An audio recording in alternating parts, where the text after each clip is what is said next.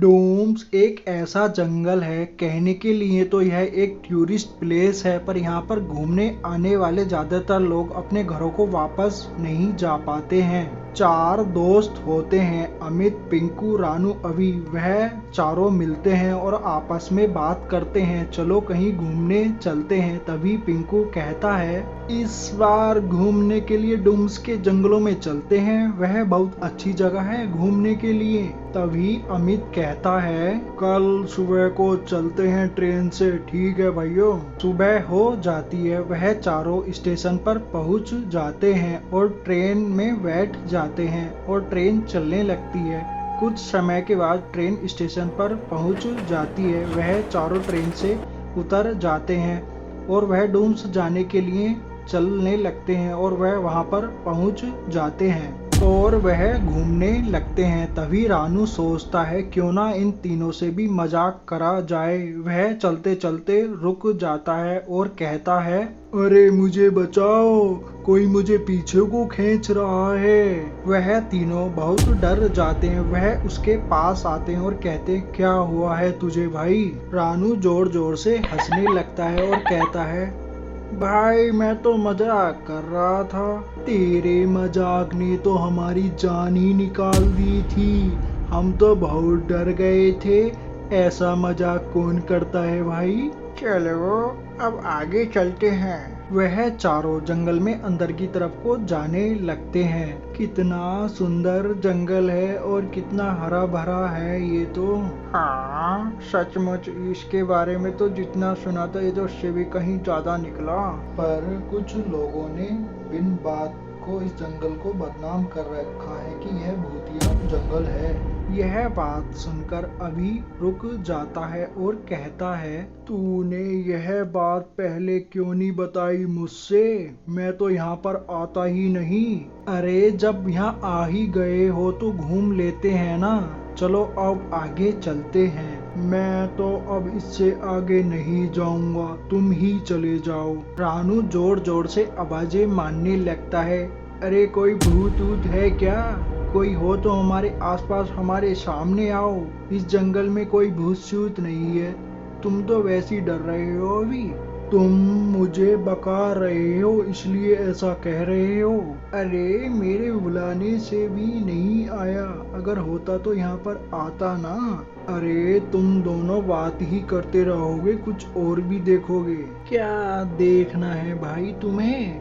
मुझे भी भूत देखना है।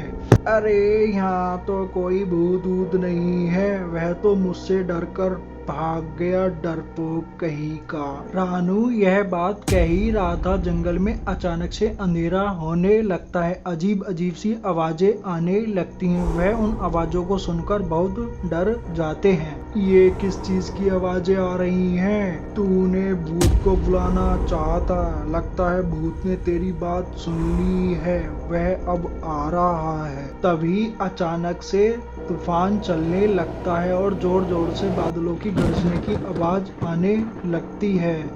वह चारों बहुत डर जाते हैं।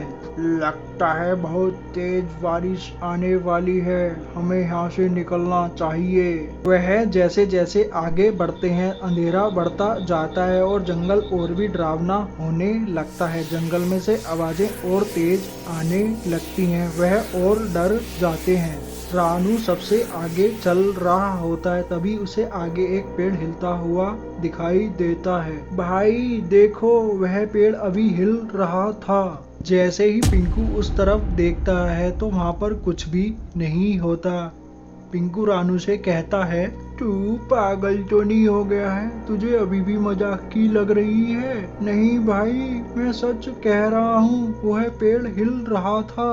कहीं भूत तो नहीं था वहाँ पर? जंगल में से आवाजें और तेज हो जाती हैं। तभी उन चारों को किसी के चिल्लाने की आवाज सुनाई देती है। मुझे बचाओ, कोई मेरी मदद करो, मुझे बचाओ। आवाजें और तेज बढ़ जाती हैं और बहुत तेज तूफान आता है। वह चारों एक दूसरे से अलग अलग हो जाते हैं और कुछ देर के बाद तूफान रुक जाता है। जंगल में से किसी लड़के की रोने की आवाज आती ही रहती है।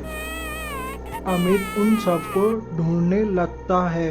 तभी अमित को ऐसा लगता है कि उसके पीछे कोई है। जैसे ही वह पीछे घूमता है तो वहां पर कोई भी नहीं होता। अमित आगे चलता है तो उसको आगे चलकर खून दिखाई देता है। वह उसको देखकर बहुत डर जाता है और उन सबको आवाजें मारता है कि तुम कहाँ पर हो। कुछ आगे जाने पर अमित को एक मरा हुआ शरीर दिखाई देता है। उसको देखकर अमित बहुत डर जाता है और उसकी चीख निकल जाती है। तभी वहां पर पिंकू और रानू भी आ जाते हैं। लाश को देखकर उनकी भी चीख निकल जाती है। वह तीनों बहुत डर जाते हैं। लाश की हालत इतनी खराब थी कि उसे पहचानना मुश्किल था कि वह किसी आदमी की लाश है किसी जानवर की। इसीलिए उन तीनों को अब भी उम्मीद थी कि अभी जिंदा है, मरा नहीं है। वह उसको ढूंढने की कोशिश करते हैं।